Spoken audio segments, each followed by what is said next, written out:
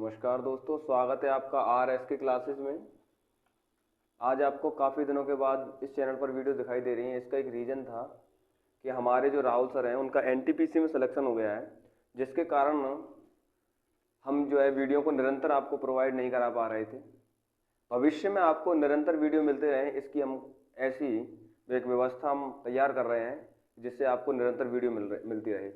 आइए, जैसा कि हम बात कर रहे थे भूगोल में, हमने लास्ट जो टॉपिक छोड़ा था, हमने करीब करीब कृषि के भागों में पढ़ा था। उसी को हमने समाप्त करते हुए एक नया छोटा सा एक टॉपिक हमने जोड़ा है और उसका नाम है भारत के प्रमुख जल अंतराल। आपको पता है कि भारत में कई जल अंतराल हैं। जैसे आप एक अंतराल लिख रहा है यहाँ पर 8 डिग्री चैनल। वास्तव में 8 डिग्री है क्या? आपको पता है कि जब ग्लोब पर हम देखते हैं तो हमें कई लाइनें दिखाई देती हैं, जैसे भूमध्य रेखा। भूमध्य रेखा को हम 0 डिग्री कहते हैं, फिर उसके ऊपर एक लाइन चलिए तो 1 डिग्री हो गया, फिर उसके ऊपर दूसरी लाइन चलिए 2 डिग्री, फिर उसके ऊपर 3 लाइन चलिए तो 3 डिग्री। ऐसे ही करके जब 0 डिग्री से जब हम उत्तरी गोलार्ध की ओर बढ़ते हैं तो हमें एक लाइन मिलती है 8 डिग्री। और 8 डिग्री यह जो लाइन है ये बहुत महत्वपूर्ण लाइन है और भारत के क्षेत्र मिनिकॉय और मालदीव को अलग कर देती है या फिर जोड़ भी देती है। इसका 2 रीजन है। तो आपसे जो प्रश्न पूछने की संभावना है कि 8 डिग्री जो चैनल है तो वो किसको अलग कर देता है? वह मालदीव और मिनिकॉय को अलग कर देता है।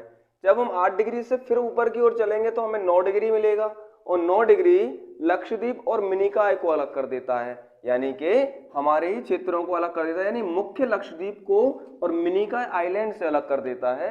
ये दूसरा है आपका 9 डिग्री चैनल। आप इसको याद रखने की ट्रिक है मम्मी के नाम से भी आप इसको याद कर सकते हो या मामी। और इसको याद करने के लिए ट्रिक है वो है लक्ष्मी के नाम से हम इसको याद कर सकते हैं, लक्ष्मी। तो लक्ष्मी और मम्मी पहले आता है, लक्ष्मी बाद में आती है, ठीक है। अगर 10 डिग्री की बात करें तो अंडमान और निकोबार को अलग कर देती है, यानी अंडमान जो मुख्य द्वीप है, मुख्य जो आइलैंड है अंडमान का, उसको अलग करने वाला जो चैनल है उसको हम कह रहे हैं 10 डिग्री चैनल। और ये 10 डिग्री चैनल है क्योंकि 10 डिग्री उत्तरी अक्षांश रेखा यहां से निकलती है, इसलिए हमने इसको कह दिया कि ये 10 डिग्री चैनल पर अवस्थित है। इसके अलावा डंकन पास बहुत महत्वपूर्ण है। ये पास है, ये एक रास्ता है, इसलिए तो इसको कहा गया डंकन पास। और ये दक्षिणी अंडमान और लघु अंडमान के बीच में है। इसका मतलब क्या है कि जो दक्षिणी अंडमान है और यहाँ पर जो दक्षिणी अंडमान है, ये वाला जो एरिया दक्षिणी अंडमान का, और यहाँ पर लघु अंडमान का एरिया है, लघु अंडमान, और इसके बीच एक पैसेज है, एक मार्ग है, इसको हम डंकन पैसेज कह रहे हैं। डंकन मार्ग या डंकन पैसेज क्यों कह रहे हैं? क्योंकि यहाँ से जो मालवाहक जहाज है वो निकलते हैं। अगर हम बात करें पाक स्ट्रेट की, पाक स्ट्रेट भारत और श्रीलंका को अलग कर देती है या जोड़ भी देती है। अच्छा, आप कभी कभी देखते हो कि तमिलनाडु और श्रीलंका को अलग करने वाली जो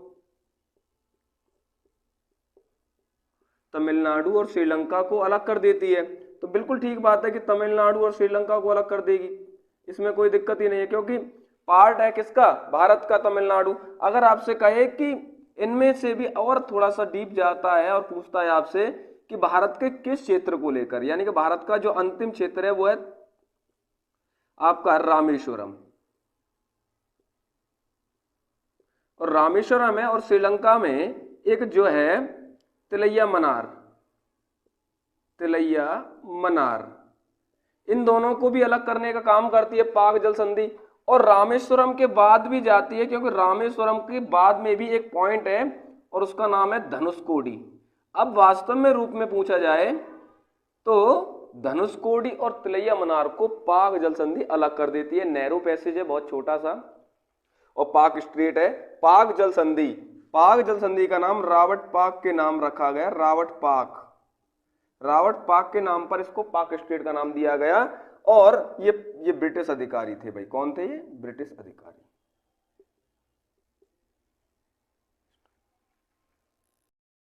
अभी हम देख रहे थे कि जैसा कि हमने कहा कि पाक स्ट्रेट, देखो पाक जल संधि कहां पर है? यहां पर है पाक जल संधि।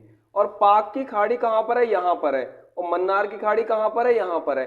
अगर आपसे इसका क्रम पूछे, अगर आपसे इसका क्रम पूछे कि पाक जल संधि, पाक की खाड़ी और मन्नार की खाड़ी को उत्तर से दक्षिण के क्रम में लगाइए, तो आप लगा सकते हो। तो सबसे पहले आएगी आपकी पाक जल संधि, फिर आपके नीचे आएगी पाक की खाड़ी और फिर उसके बाद आएगी आपकी मन्नार की खाड़ी।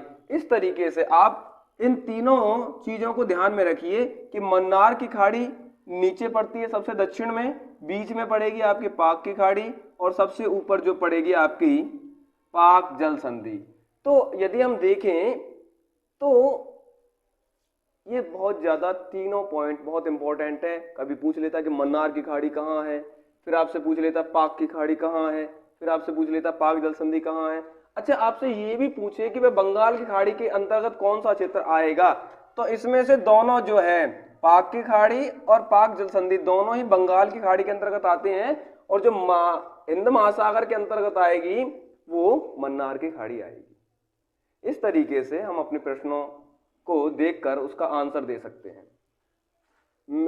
अच्छा, वीडियो के बारे में बात कर रहे थे, ये तो टॉपिक था हमारा छोटा सा, इसको आगे विस्तार करेंगे।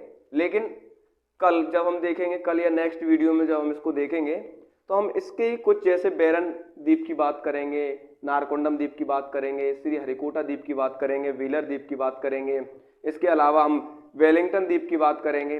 तो जब हम आगे ऐसी जल अंतरालों को देखते चले जाएंगे तो निश्चित है कि यहाँ से हमारा 1 या 2 प्रश्न बनने की गुंजाइश पेपर में बन जाए, और जिससे हमें सहूलियत मिले और हम अन्य प्रतियोगिताओं से आगे जा सकें।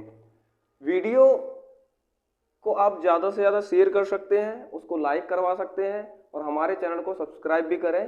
धन्यवाद।